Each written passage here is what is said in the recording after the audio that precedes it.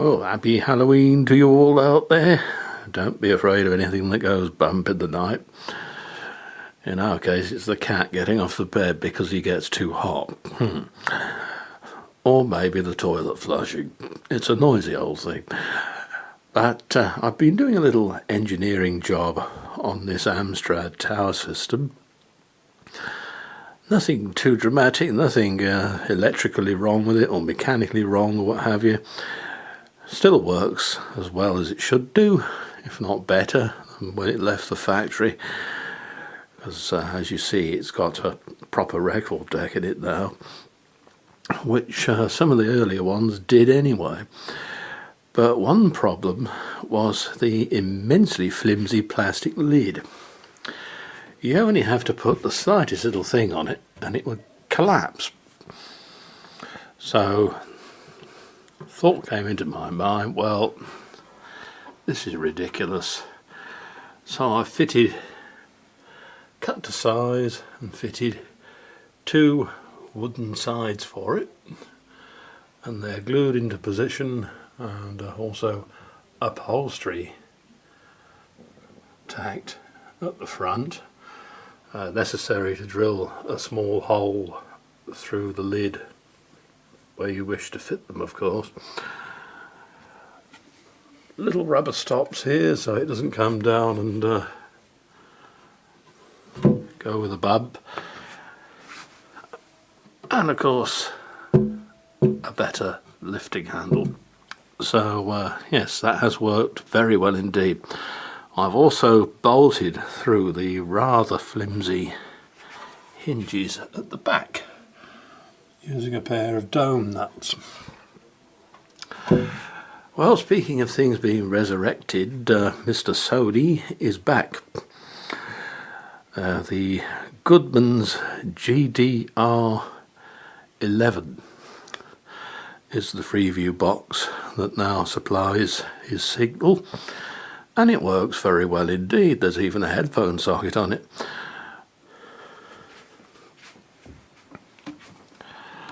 There is also a pair of SCART sockets there.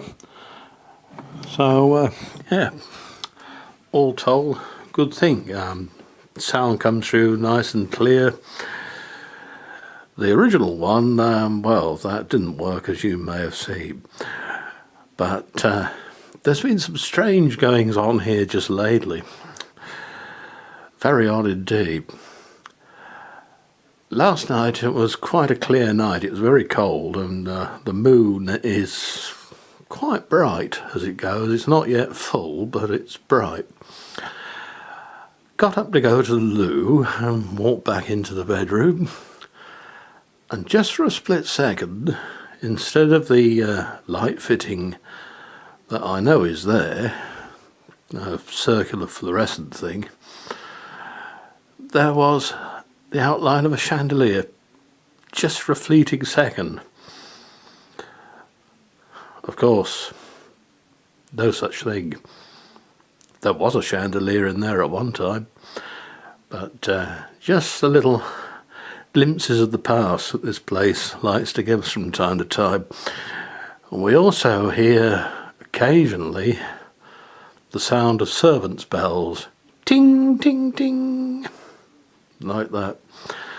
And there's a good deal of piping hidden away in the walls here, which once conveyed wires, much like push-bike brakes use, and linkages and levers and springs and things, and when you pulled the knob in the room to summon the servant or push the handle down like a low flush loo, it rang a bell downstairs in what is now my elderly neighbour's living room.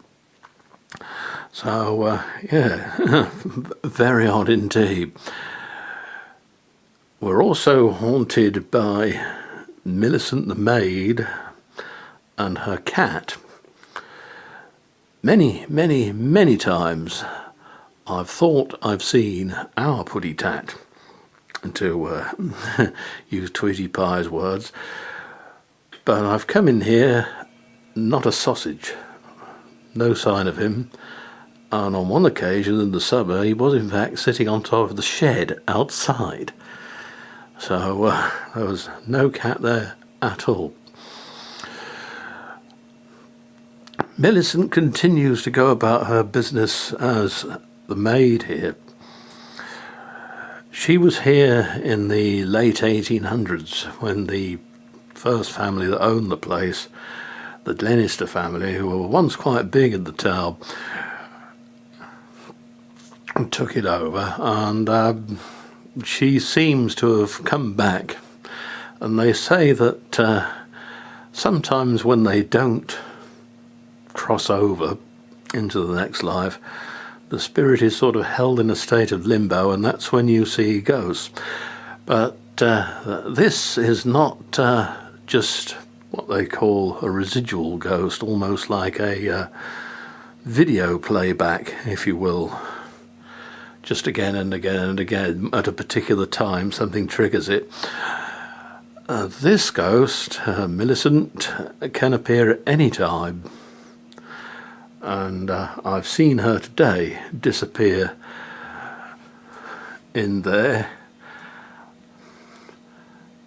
You can see on the right of the far passageway there, the door to what is now my broom cupboard. And that was once the door to downstairs. In fact, the carpet is still on those stairs. So, yep, she's just pottering about doing her thing. We know, too, when Mrs. Glenister is about. She died quite young. I can't help wondering whether it was perhaps in childbirth or due to an illness which today you just cure with a packet of prescription pills. It was like that then, wasn't it?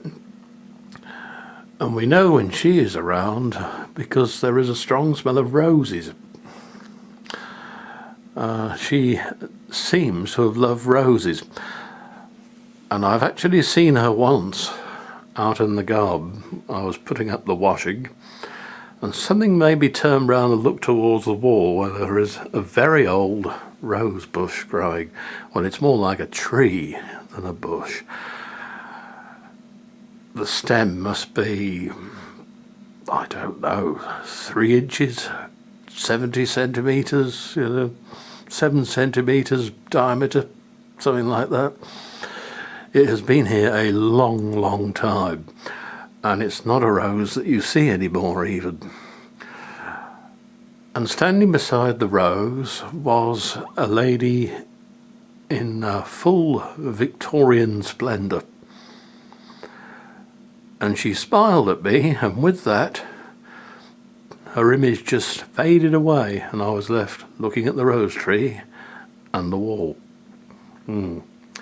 All very odd indeed, eh? They say that things can become haunted as well.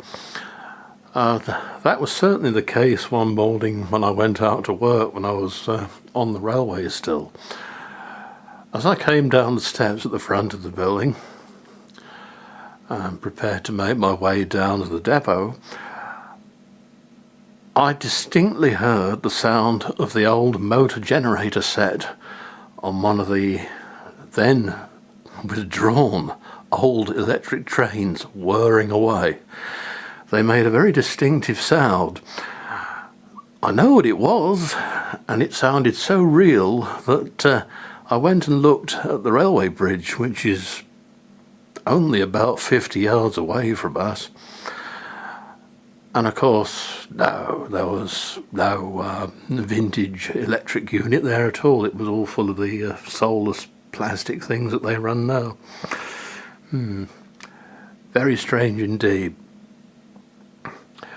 We had a death once down the sheds. The motorman concerned had a heart attack, we think, or a stroke. He was always messing about, and a good laugh, and the shifts went quickly with him, One of the old school. Wouldn't take any nonsense, but didn't come up with all this PC rubbish that you hear so much of now. And the yard chanter, he was going mad because bloody service is going to go down the pan in a minute if he doesn't bloody move.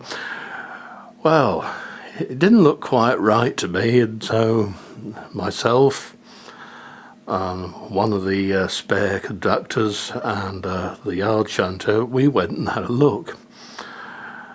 Climbed up in the cab, and there was the poor bloke, obviously dead as a doornail.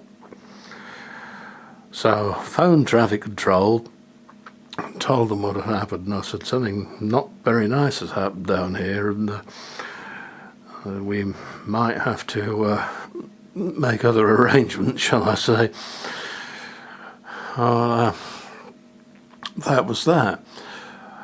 Well, one Christmas Eve, a couple of years later it would have been, we were putting away the rolling stock in the sheds, and in those days the service used to stop about, I don't know, 9 o'clock, something like that in the evening.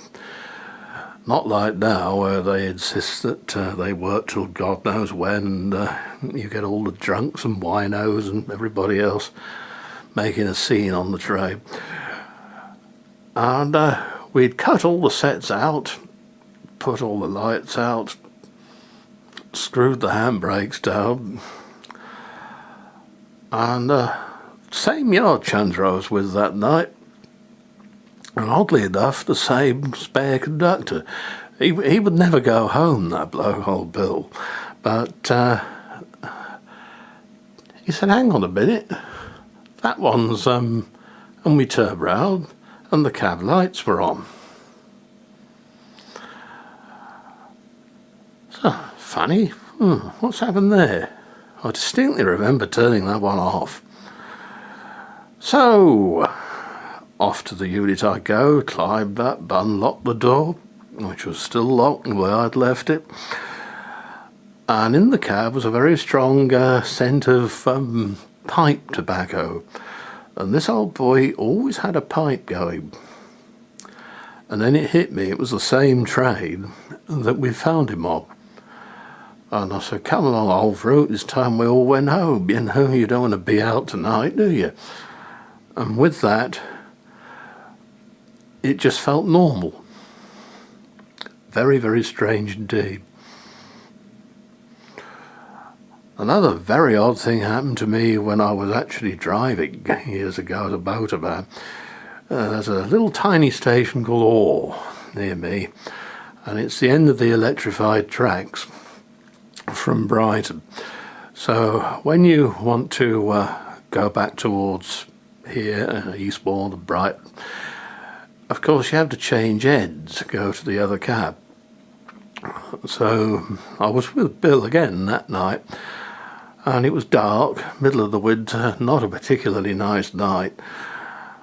And the procedure was that I would stay where I was in the cab, pull forward when I got the signal to do so into the head shunt, and then Bill would send one on the buzzer to stop me when we were clear of the crossover and the signal.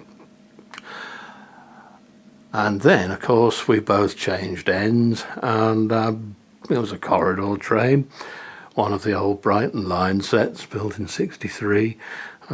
They called it 63 stock. It didn't actually come in until 65, but that's another story. So we waited, and the diesel went chugging past from Ashford. And that was that. And then all of a sudden I noticed that the coach was bouncing.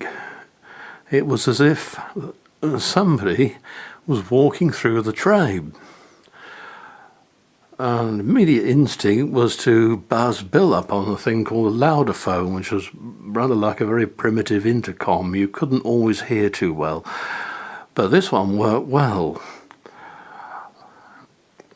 Now this train, it was a bit strange because 3 cars were from the early batch, but the 4th plain trailer car was from the later batch, but they'd all been fitted out with the same material inside.